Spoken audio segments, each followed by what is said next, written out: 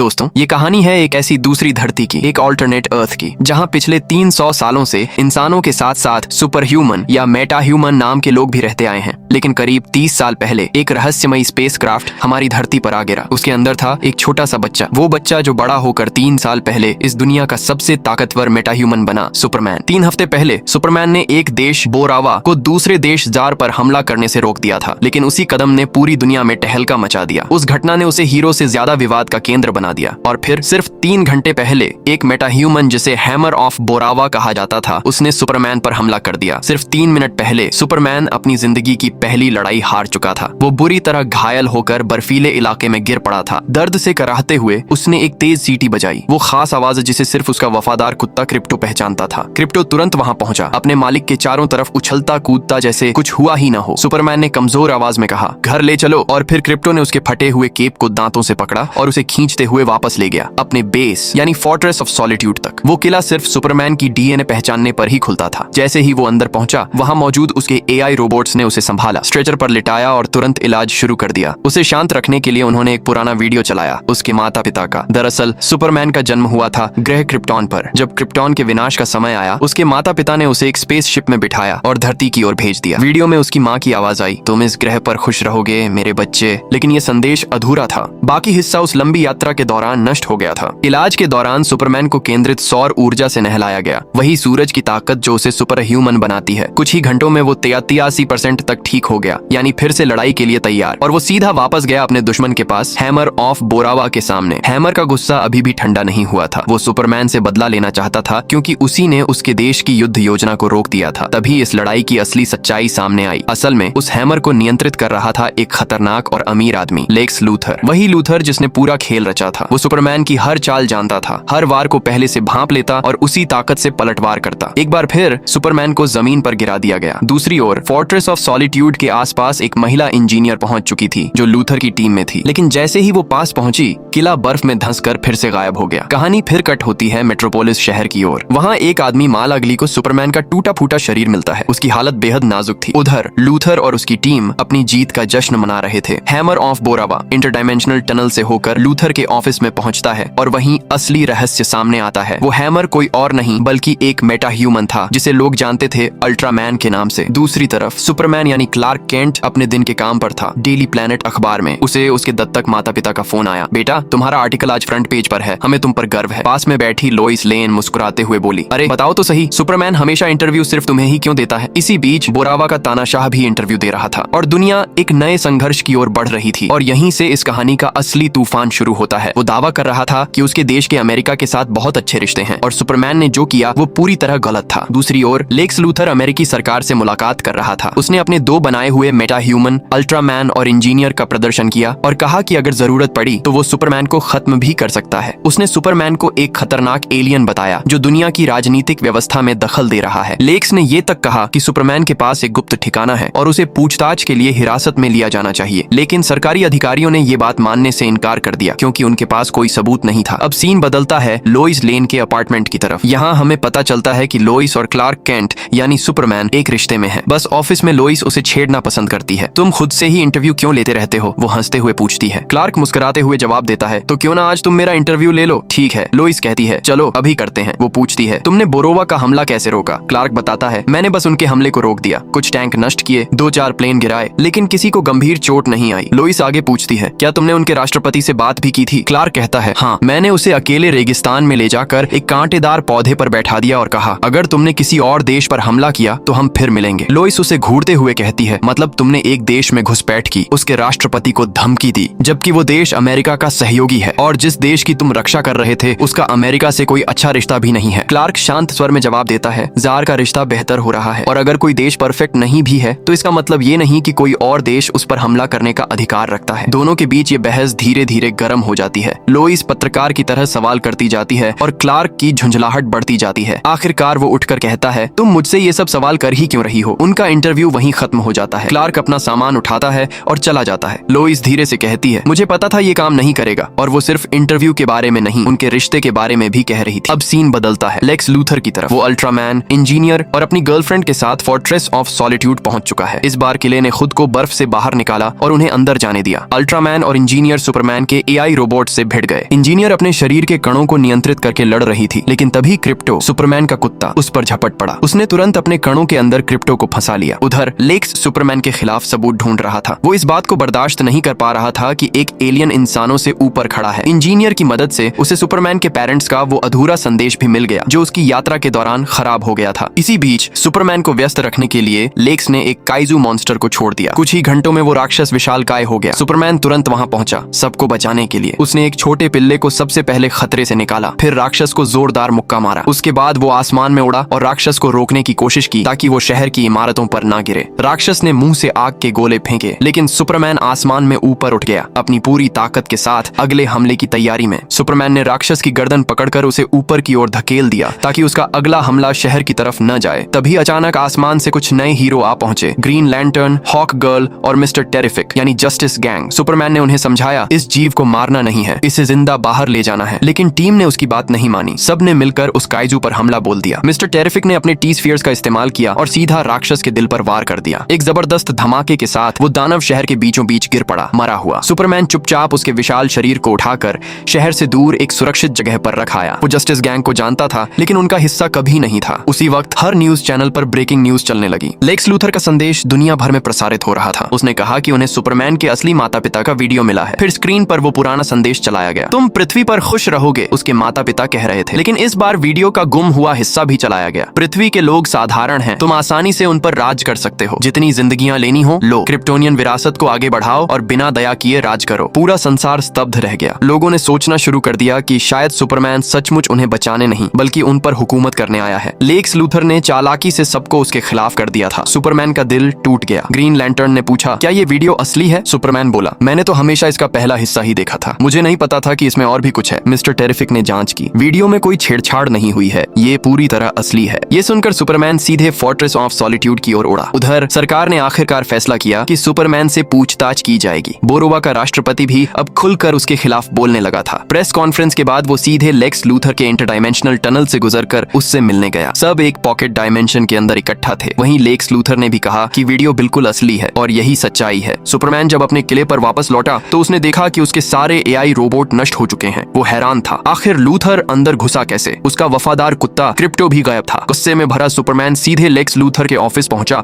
और दहाड़ते हुए बोला, मेरा कुत्ता कहाँ है? मीडिया ने ये पूरा मंजर लाइव कैमरों में कैद कर लिया। यहाँ तक कि पीसमेकर ने भी इस मामले पर अपनी राय दे डाली। टूटा हुआ उदास सुपरमैन घर लौटा जहाँ लोइस पहले से उसका इंतजार कर रही थी। बाहर जस्टिस गैंग एक इंटरडायमेंशनल जीव से लड़ रही थी। क्लार्क ने धीरे से कहा, मैंने वो पूरा वीडियो कभी देखा ही नहीं था लोइस, बस आधा हिस्सा ही देखा था। मैंने सोचा इसका मतलब है कि मुझे इस दुनिया की रक्षा करनी चाहिए। मैंने हमेशा यही किया है। मैंने कभी किसी पर राज करने का सपना नहीं देखा। लोइस ने उसकी आंखों में देखा और उसे विश्वास हो गया कि वो सच कह रहा है। दोनों के बीच की दूरियां मिट गईं। क्लार्क ने धीरे से कहा, मैं आत्मसमर्पण करने जा रहा हूँ, शायद वहीं मुझे मेरा कुत्ता मिल जाए। लोइस ने उसे कसकर गले लगा लिया। क्लार्क ने फुसफुसाया, आई लव यू, और फिर धीरे धीरे बाहर निकल गया। बाहर इंतजार कर रहा था अल्ट्रामैन, जिसने सुपरमैन को गिरफ्तार किया और सरकार ने उसे लेक्स लूथर के हवाले कर दिया। सुपरमैन को इंटरडायमेंशनल पोर्टल्स के जरिए एक पॉकेट डायमेंशन में ले जाया गया। वहाँ लेक्स लूथर ने उसका परिचय एक नए मेटाह्यूमन से कराया, एलिमेंट मैन से। वो एक ऐसा इंसान था जो किसी भी तत्व को बना सकता था। जैसे ही उसने क्रिप्टोनाइट बनाया, सुपरमैन तुरंत कमजोर पड़ गया। उधर बोरोवा देश दूसरे देश पर हमला करने की तैयारी कर रहा था। इस बीच लोइस ने अपने साथी पत्रकार जिम्मी ओल्सन से कहा, सबको लगता है कि लूथर ने बोरोवा को हथियार बेचे हैं और इसी वजह से वो सुपरमैन को ये जंग रोकने नहीं दे रहा। लेकिन असल में बोरोवा ने अभी तक उसका पूरा पैसा तक नहीं दिया। मतलब लूथर खुद ये जंग किसी और वजह से भड़का रहा है। जिम्मी ने अपने एक खास स्रोत से संपर्क किया और उसने बताया कि सुपरमैन दरअसल एक पॉकेट यूनिवर्स में फंसा हुआ है। अब कहानी दोबारा लूथर पर लौटती है। वो बंदर जैसी प्रजातियों को माइंड कंट्रोल कर रहा था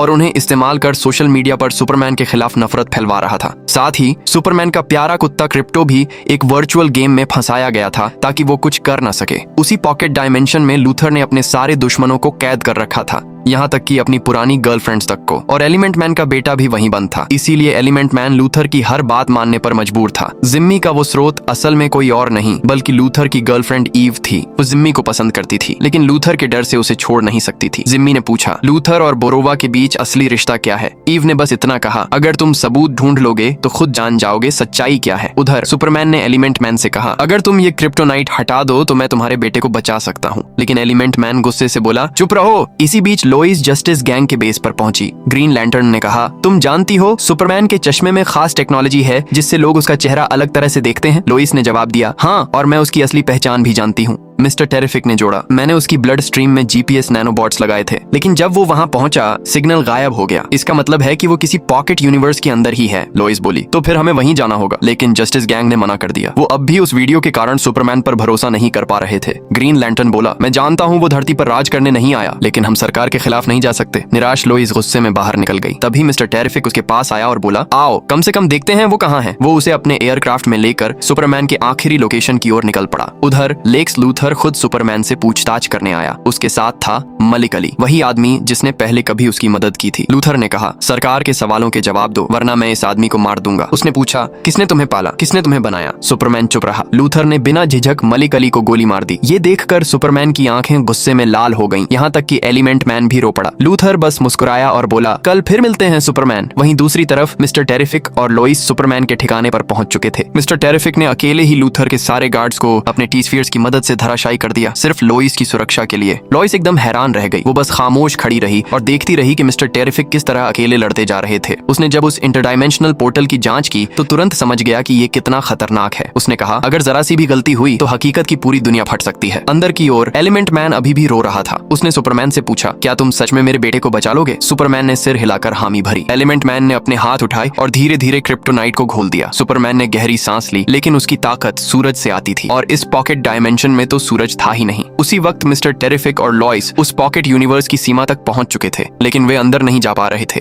तभी एलिमेंट मैन ने कोशिश की। वो अपनी शक्ति से एक सूरज बनाने लगा। चारों तरफ लोग चिल्लाने लगे। हवा में ऊर्जा की लहरें उठी। जैसे ही सुपरमैन को अपनी ताकत वापस मिली, वो तुरंत एलिमेंट मैन के बेटे को बचाने उड़ पड़ा। फिर उसने क्रिप्टो को भी आजाद कर दिया। वो तीनों बाहर निकलने ही वाले थे कि तभी लूथर के सिपाहियों ने हमला कर दिया। सुपरमैन नदी में गिर गया, लेकिन उसके हाथों में अब भी एलिमेंट मैन का बेटा था। दूसरी ओर पोर्टल बहुत देर से खुला हुआ था। अब वो अपने ही अंदर गिरने लगा था, जैसे कोई दुनिया खुद को निगल रही हो। मिस्टर टेरिफिक ने अपने टी-स्फेयर से सुपरमैन की लोकेशन ढूंढने की कोशिश की, लेकिन क्रिप्टो ने उन्हें खिलौना समझकर तोड़ डाला। सुपरमैन अब ब्लैक होल की ओर खींच रहा था। उसने जोर से पुकारा, क्रिप्टो मदद करो। एलिमेंट मैन भी दौड़ कर आया और दोनों ने मिलकर उस खिंचाव के खिलाफ पूरी ताकत लगा दी। सुपरमैन ने अपने फेफड़ों की पूरी हवा उड़ाकर विपरीत दिशा में जबरदस्त हवाएं छोड़ी ताकि ब्लैक होल की ताकत कम हो जाए। बड़ी मुश्किल से वो अपनी जान बचाते हुए बाहर निकल आया। मिस्टर टेरिफिक ने अपने टी-स्फेयर की मदद से सबको पोर्टल के एग्जिट तक पहुंचाया और आखिरकार सब सुरक्षित बाहर आ गए। लेकिन सुपरमैन बुरी तरह घायल था। उसके शरीर में ताकत नहीं बची थी। लॉइस ने उसे संभाला, उसे एयरक्राफ्ट तक पहुंचाया और वहां से रवाना हो गई। उधर पॉकेट डायमेंशन में लेक्स लूथर सुपरमैन के भाग जाने पर पागलों की तरह गुस्से में था। उसने अपना सारा गुस्सा ईव पर उतार दिया। ईव डर गई थी, लेकिन अब उसके सब्र का बांध टूट चुका था। उसने चुपके से जिमी से संपर्क किया और बोली, मेरे पास वो सबूत हैं जिनसे हम लेक्स लूथर को खत्म कर सकते हैं। जिमी ये सुनकर खुश हो गया,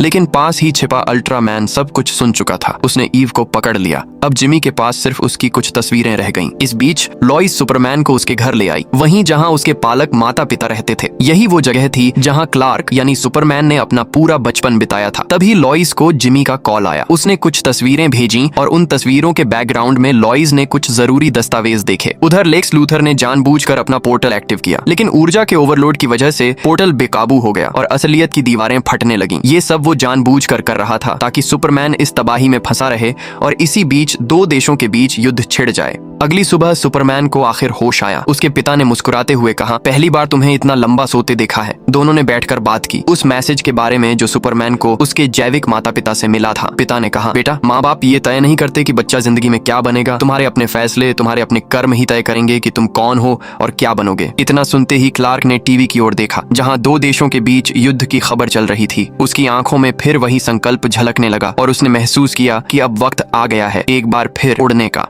कहीं दूर ग्रीन लैंटर्न भी उसी न्यूज रिपोर्ट को देख रहा था। जार शहर में लोग सुपरमैन के झंडे लहरा रहे थे। उनके दिलों में अब भी वही उम्मीद, वही भरोसा जिंदा था। हर कोई एक साथ पुकार रहा था, सुपरमैन वापस आओ। इधर मेट्रोपोलिस को पूरी तरह खाली करवाया जा रहा था, क्योंकि उसके पास जो रियलिटी टीयर बना था वो अब और भी खतरनाक होता जा रहा था। डेली प्लैनेट के ऑफिस में लॉइस अपने बॉस को सब सच बता रही थी। उसने कहा, लेक्स लूथर ने बोरोविया के राष्ट्रपति से सौदा किया है। उसने उन्हें हथियार दिए हैं, बदले में जार के आधे इलाके पर कब्जा मांग लिया है। जब जब हमला खत्म हो जाएगा तो लेक्स खुद को उस हिस्से का शासक घोषित करना चाहता है। असल में अभी जो कुछ भी दुनिया में हो रहा था वो सब लेक्स लूथर की चाल थी। ये सुनकर लॉइस का बॉस तुरंत समझ गया कि अब ये कोई आम रिपोर्ट नहीं बल्कि दुनिया को बचाने वाली सच्चाई है। उसने सारे सीनियर पत्रकारों को बुलाया और लॉइस के साथ एक एयरक्राफ्ट में सवार होकर मेट्रोपोलिस की ओर निकल पड़ा। अब डायमेंशनल रिफ्ट मेट्रोपोलिस को दो हिस्सों में फाड़ चुका था। उधर लेक्स लूथर अपने ऑफिस से उड़ान भर चुका था क्योंकि उसका ऑफिस असल में एक फ्लाइंग एयरक्राफ्ट था। नीचे एक इमारत गिरने ही वाली थी, उसके नीचे एक औरत फंसी हुई थी, लेकिन उसी पल सुपरमैन बिजली की रफ्तार से नीचे आया और उसे अपनी बाहों में उठा लिया। मिस्टर टेरिफिक ने सुपरमैन से कहा, ये सब बंद करने का कोड सिर्फ लेक्स के पास है। तभी अचानक अल्ट्रामैन और इंजीनियर ने उन पर हमला कर दिया। सुपरमैन उनसे भिड़ गया, लेकिन लेक्स ने अल्ट्रामैन के दिमाग को पूरी तरह से अपने कंट्रोल में ले रखा था। इसी बीच उसने इंजीनियर की नैनोटेक पार्टिकल्स सुपरमैन के शरीर में भेज दिए जो अंदर से उसके सेल्स को निगलने लगे। उसी वक्त लेक्स ने बोरोवियन फौज को आदेश दे दिया, जार पर हमला करो। टैंक और हेलीकॉप्टर लोगों की ओर बढ़ने लगे। सुपरमैन ने खुद को संभालते हुए पूरी ताकत से उड़ान भरी। आसमान की ऊंचाई पर जाकर उसने अपने शरीर में मौजूद उन नैनो पार्टिकल्स को जलाने की कोशिश की, लेकिन इंजीनियर और अल्ट्रामैन उसके पीछे पीछे आ गए उसे मारने के लिए। सुपरमैन की हालत बहुत खराब थी, वो मौत के करीब पहुंच चुका था। लेकिन फिर अंतरिक्ष की ऊंचाई पर जाकर उसने अचानक पलटी खाई और सीधा धरती की ओर पूरी रफ्तार से गोता लगाया। उसकी टक्कर इतनी जोरदार थी कि इंजीनियर बेहोश होकर नीचे जा गिरी। सुपरमैन ने अपने शरीर से सारे नैनो पार्टिकल्स निकाल दिए और आखिरकार चैन की सांस ली। इसी दौरान एक बड़ा सच सामने आया। अल्ट्रामैन दरअसल सुपरमैन का क्लोन था, लेकिन फर्क ये था कि असली सुपरमैन बुद्धिमान था जबकि अल्ट्रामैन एक बेवकूफ दिमागहीन कॉपी जिसे लेक्स अपने इशारों पर नचा रहा था। फिलहाल अल्ट्रामैन ताकत में सुपरमैन पर भारी पड़ रहा था। उधर बोरोवियन फौज ने जार पर हमला शुरू कर दिया था। एक छोटे से बच्चे ने झुककर सुपरमैन का झंडा गिरने से रोक लिया, जैसे वो अपनी उम्मीद को गिरने नहीं देना चाहता हो। उसी वक्त आसमान में हरी रोशनी चमकी। ग्रीन लैंटर्न आ चुका था। उसके साथ हॉक गर्ल और एलिमेंट मैन भी थे। तीनों ने मिलकर मोर्चा संभाल लिया और लड़ाई रोक दी। हॉक गर्ल ने बोरोवियन राष्ट्रपति को पकड़ लिया और आसमान से नीचे फेंक दिया। ये सब देखकर लेक्स मुस्कुराया और बोला, मैं तुम्हें इसलिए नहीं मारना चाहता कि तुमने जंग रोकी, वो जंग तो मैंने खुद शुरू की थी ताकि मुझे तुम्हें मारने का बहाना मिल जाए। अल्ट्रामैन ने गुस्से में अपनी आंखों से लेजर बीम छोड़ी जो सीधे सुपरमैन की ओर बढ़ी। सुपरमैन जान गया कि सीधी लड़ाई में वो जीत नहीं सकता, इसलिए उसने सीटी बजाई। क्रिप्टो तुरंत आ गया। सुपरमैन ने कहा, सारे खिलौने तोड़ दो, और फिर क्रिप्टो ने एक एक करके लेक्स के सारे कैमरे और कंट्रोल सिस्टम तोड़ डाले। अब लेक्स का अल्ट्रामैन पर से पूरा कंट्रोल खत्म हो चुका था और जंग का रुख बदलने वाला था। सुपरमैन ने आखिरकार अल्ट्रामैन को हरा दिया। लेक्स ने गुस्से में और सैनिक भेजे, लेकिन वो सुपरमैन के सामने कुछ भी नहीं थे। सुपरमैन ने अपनी हीट विजन से उन सबको पल भर में जला डाला, लेकिन तभी अल्ट्रामैन फिर से लौट आया। सुपरमैन ने एक पल भी बर्बाद नहीं किया। उसने उसे सीधा उठाया और पूरी ताकत से फेंकते हुए ब्लैक होल में झोंक दिया। उसी वक्त मिस्टर टेरिफिक वहां पहुंचे और बोले, हमें तुरंत इस रिफ्ट को बंद करना होगा वरना सब खत्म हो जाएगा। दोनों लेक्स लूथर के ऑफिस पहुंचे। मिस्टर टेरिफिक रिफ्ट को बंद करने में लग गए और सुपरमैन सीधा लेक्स के सामने जा खड़ा हुआ। सुपरमैन ने शांत लेकिन ठोस आवाज में कहा, मैं भी इंसान ही हूँ लेक्स, मुझसे भी गलतियां होती हैं, मैं भी उलझ जाता हूँ, मुझे भी दर्द होता है, यही चीजें मुझे इंसान बनाती हैं। लेक्स ने ठंडे स्वर में जवाब दिया, कहते रहो जितना कहना है, लेकिन सरकार ने मुझे तुम्हें खत्म करने का आदेश दिया है। इतना सुनते ही क्रिप्टो ने अचानक लेक्स पर हमला कर दिया। वो उसे रोकने की कोशिश करता रहा, लेकिन क्रिप्टो गुस्से में किसी की नहीं सुन रहा था। उधर मिस्टर टेरिफिक ने आखिरकार रिफ्ट को स्थिर कर दिया। लेक्स की पूरी साजिश अब लाइव टीवी पर सबके सामने आ चुकी थी। हर किसी को सच्चाई पता चल गई। असल में विलन कोई और नहीं, खुद लेक्स लूथर था। इस खुलासे के बाद बोरोवियन जंग खत्म हो गई। एलिमेंट मैन अब जस्टिस लीग में शामिल हो गया। लेक्स की प्राइवेट जेल में जो निर्दोष लोग कैद थे उन्हें आजादी मिल गई और लॉइस और सुपरमैन के बीच की दूरियां भी खत्म हो गईं। फोर्ट्रेस ऑफ सॉलिट्यूड में सारे रोबोट्स फिर से ठीक कर दिए गए और तभी वहां एक नई शख्सियत आई, सुपर गर्ल। वो असल में सुपरमैन की कजिन थी। क्रिप्टो दरअसल उसी का पालतू था और वही थी जिसने उसे इतनी तेज और आक्रामक ट्रेनिंग दी थी। और इसी के साथ दोस्तों, हमारी ये रोमांचक कहानी यहीं पर खत्म होती है। अगर आपको ये एक्सप्लेनेशन पसंद आई हो तो कमेंट में जरूर बताइए कि सुपरमैन का कौन सा पल आपको सबसे ज्यादा पसंद आया।